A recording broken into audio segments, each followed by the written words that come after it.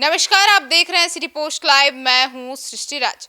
वैशाली जिले की विधानसभा सीट राजा पाकड़ पर पिछले 3 चुनाव से 3 अलग-अलग पार्टियों का कब्जा रहा है। 2010 में जदयू, 2015 में आरजेडी और 2020 के विधानसभा चुनाव में कांग्रेस ने यहां से चुनाव जीता। इस बार यहां के लोग कांग्रेस विधायक से बहुत नाराज हैं। ऐसे में चिराग पासवान की पार्टी एनडीए के साथ चुनाव लड़ी तो मुश्किल बढ़ जाएगी।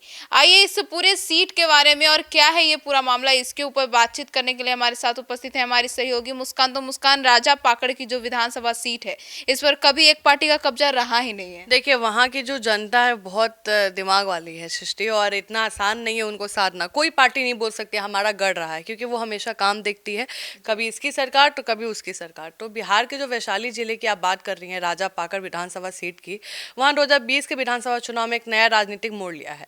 यहाँ पर कांग्रेस के उम्मीदवार प्रतिमा कुमारी ने अपने निकटतम प्रतिद्वंदी महेंद्र राम, जो जेडीयू के थे, उनको हरा कर ऐतिहासिक जीत दर्ज की थी। और यहाँ जीतना केवल कांग्रेस के लिए गर्व के कारण बनी, बल्कि पूरे क्षेत्र की राजनीति में हलचल मचा दी थी।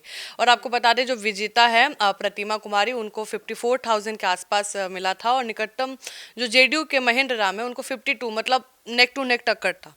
और आपको बता दें, धनंजय कुमार जो एलजेपी से थे, उनको 24,000 के आसपास वोट मिला था, जो जेडीयू को मतलब हार के लिए वही रीज़न है। आपको भी पता है 2020 में क्या हुआ था। हर सीट अनुसूचित जाति मतलब एससी के लिए आरक्षित है, और चुनाव में जीत के बाद कांग्रेस ने इस सीट को अपनी ताकत के रूप में पेश किया है। तो मुस्कान, 2015 में राजा पाकड़ विधानसभा चुनाव में शिवचंद्र राम की जीत हुई थी और इस बार यहाँ के लोग कांग्रेस विधायक से नाराज भी हैं। बिल्कुल, आरजेडी के शिवचंद्र राम 61,000 वोट से भाई पाकर जब जीते थे, तो उनसे बहुत एक्सपेक्टेशन भी होगा भाई, आपको जिताए हैं तो देखिए, अंतर 40,000 का रहा है। ठीक है, कहीं ना कहीं 2015 में आरजेडी ने यहाँ से अपने स्थिति मजबूत की थी, लेकिन शिवचंद्र राम ने जीत हासिल की थी, जो कि पार्टी के लिए एक महत्वपूर्ण सफलता थी।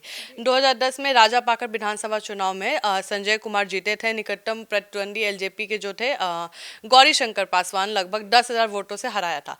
2010 में जेडीयू ने इस सीट पर कब्जा किया था, और संजय कुमार ने एलजेपी के गौरी शंकर पासवान को हराया था। जी, तो मतलब मुस्कान, इस सीट का जातीय समीकरण क्या है इससे? देखिए, राजा पाकड़ जो विधानसभा क्षेत्र है ना, यहाँ पे एससी, मैंने आपको बताया कि उनके लिए आरक्षित है सीट, और महत्वपूर्ण संख्या भी उन्हीं की है। तो जो चुनाव परिणाम जो आते हैं, वो सीधा प्रभाव डालती है। तो यहाँ की कुल वोटर संख्या लगभग मानिए कि 2 लाख या 2 से ज़्यादा लाख का समझिए कि संख्या है, और उसमें पुरुष वोटर 54% है, महिला 45% है। और राजा पाकड़ सीट ना केवल वैशाली जिले को एक प्रमुख विधानसभा सीट बनाती है, बल्कि बिहार के राजनीतिक परिप्रेक्ष्य एक महत्वपूर्ण स्थान भी रखती है। तो चुनाव में यहाँ की जातिगत राजनीति और सामाजिक समीकरण निर्णायक भूमिका अदा करते हैं।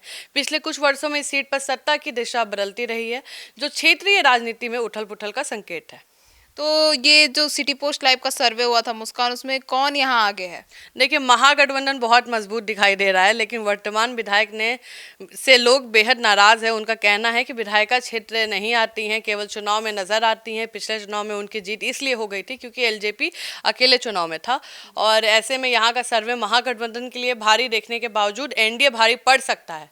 वैसे भी यहाँ पहली बार एलजेपी विधानसभा चुनाव जेडीयू के साथ लड़ेगी, और ऐसे में कांग्रेस के लिए लड़ाई मुश्किल है। पिछले बार देखिए, जो भी सीटें जीती गई हैं जहाँ पे जेडीयू को हरा गया, तो समझिए चिराग पासवान उसके लिए रिस्पॉन्सिबल है।